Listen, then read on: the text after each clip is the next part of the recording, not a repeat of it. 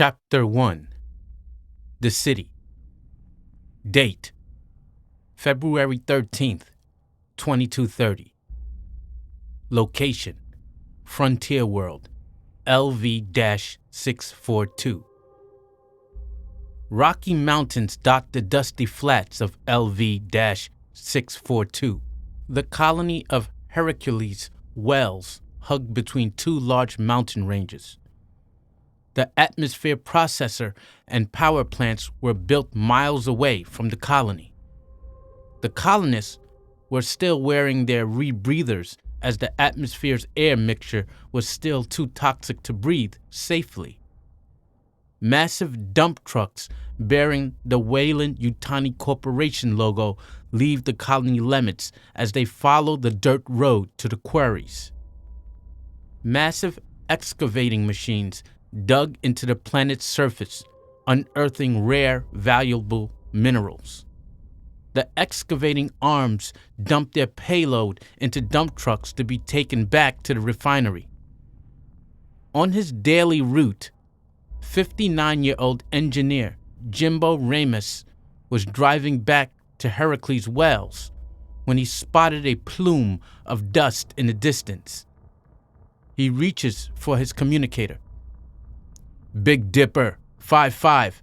We have a plume of dust in region A-6D-12. En route to investigate. Over." "Little Dipper, 5-1. You are clear to leave. Excavator number 546 has gone offline. Please investigate. Over." "Roger that, Big Dipper." He clicks off his communicator as he drives his truck down the path to the offline excavator. The local star drops behind the horizon at starset as night falls. Jimbo activates his truck's headlights as he navigates the windy roads. The truck's lights beam on the excavator. The massive machine had collapsed into the ground. Disrupted, metallic dust still hangs in the air as Jimbo leaves his dump truck. He pulls out his flashlight to further investigate the accident. The excavator left a massive hole in the ground. Jimbo flashed his light into the hole. The light revealed a massive, carved humanoid face. Jimbo was initially startled by this.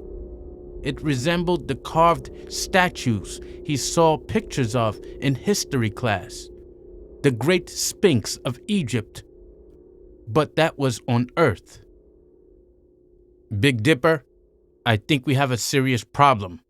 Over."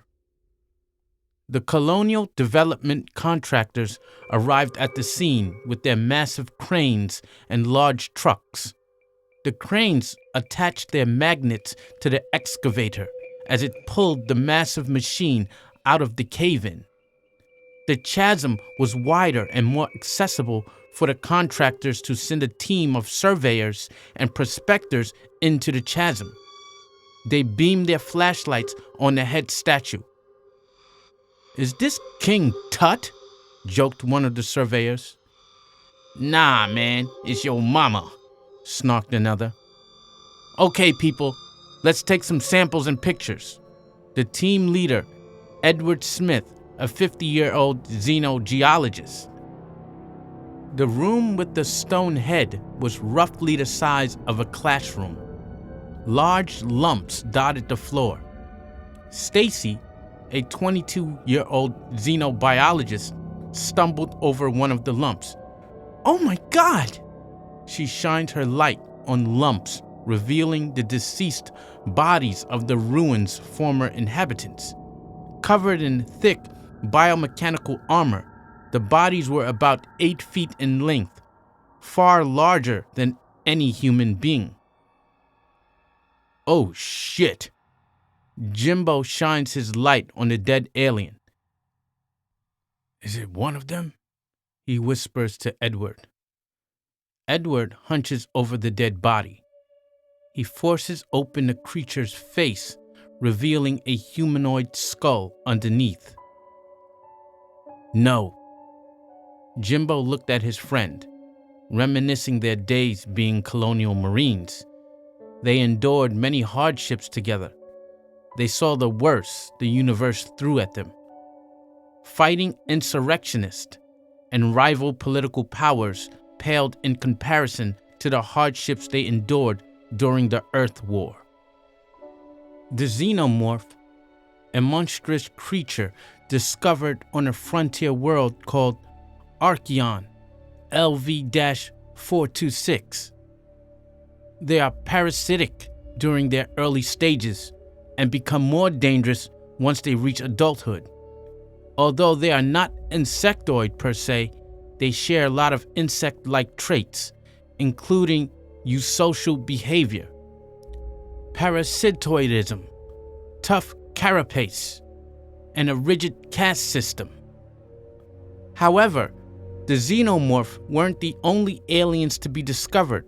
Within the core worlds, a species of Stone Age sapient life forms called Arcturans were discovered on Arcturus, and evidence of alien visitors have been discovered on Earth. Said visitors were also encountered during the Earth War. Although there were 2 visitor species, Edward only encountered the one. Glowing eyes shrouded in bent light, firing blue-white balls of plasma. Its horrifying growls haunt Edward to this day, and if it weren't for Jimbo, he most likely would have been dead. "Let's keep moving, okay?" Jimbo said to his friend. The surveyors quickly explored the adjacent rooms of anything valuable. Most of them were simple residential lodgings or storage rooms. Then they discovered a great staircase. The way up led to an open passage within the mountains, but the way down led into a massive chasm containing an underground city that stretched for miles.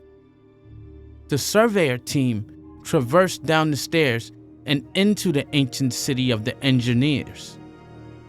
It was a graveyard. The former denizens were nothing but bone, fossilized carapaces of an all too familiar creature were found alongside the engineers' remains. "Xenomorphs. Big ones," said Jimbo as he passed his light over one. "You mean massive," Stacy commented. "Look at these suckers. They could rival the Queen in size." "I don't think we should have come here." Edward flashed his light on a massive mural. Jimbo, Stacy, and the others flashed their lights on the mural as well. Alien hieroglyphics surround a massive xenomorph hunching over 2 engineers with a facehugger hatching from an egg in the center of the mural. "Everyone back to the surface.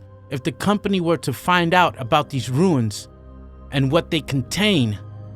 "Hey, what about our paychecks and our raise? I don't know about you, but I didn't come all the way out here to turn back now," said 31-year-old surveyor Karen McCormick. "Yeah, man, I have a family to support," said one of the prospectors. "Hey, you heard Edward," Jimbo demanded as the rest of the team went off exploring the rest of the city. Karen replied to him with a middle finger. "To hell with them," Stacy cursed at the deserters. "Jimbo, rally them back here. We cannot let them endanger themselves or worse, the colony," Edward ordered. "Yes, sir." Jimbo walks towards the surveyors and prospectors. "Hey, I know y'all want to get paid, but the risk here is too great. I know most of y'all weren't around during the Earth War, but you guys don't understand how dangerous the xenomorphs are." "Hey, we're not stupid. We just want to look around, that's all. Maybe find something akin to an alien toaster, or is that too dangerous too?" said one of the prospectors, James Goodman. "Wait, where's Karen?" he asked. "Hey, where did she go?" Karen had entered one of the engineer hovels to discover a disc-shaped device laying on a stone table.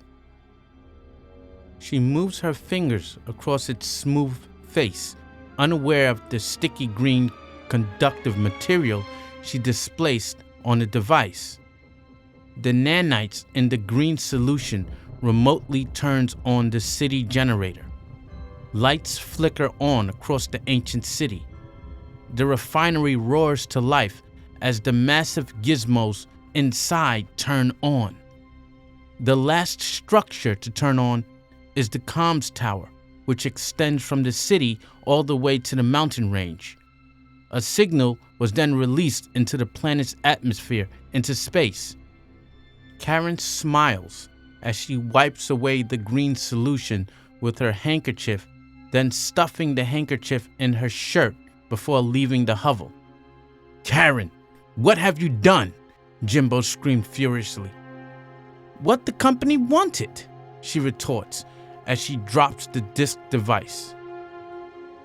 "How the hell do we turn this thing off?" Jimbo asks as he grabs the disc-shaped device. "It must have broken when I used it," Karen smugly replied. "Get yourself back up to the surface. You're fired," Jimbo orders her. Karen shrugs as she and the others are taken back to the surface. The signal traveled through many star systems until it reached the nearest engineer outpost. A tall, bald, marble-white humanoid sitting in a biomechanical chair stares at a star map intensely. The signal shines on the star map like a beacon of light, catching the space jockey's attention. He traces the signal to LV-642, the original engineer homeworld, Mala.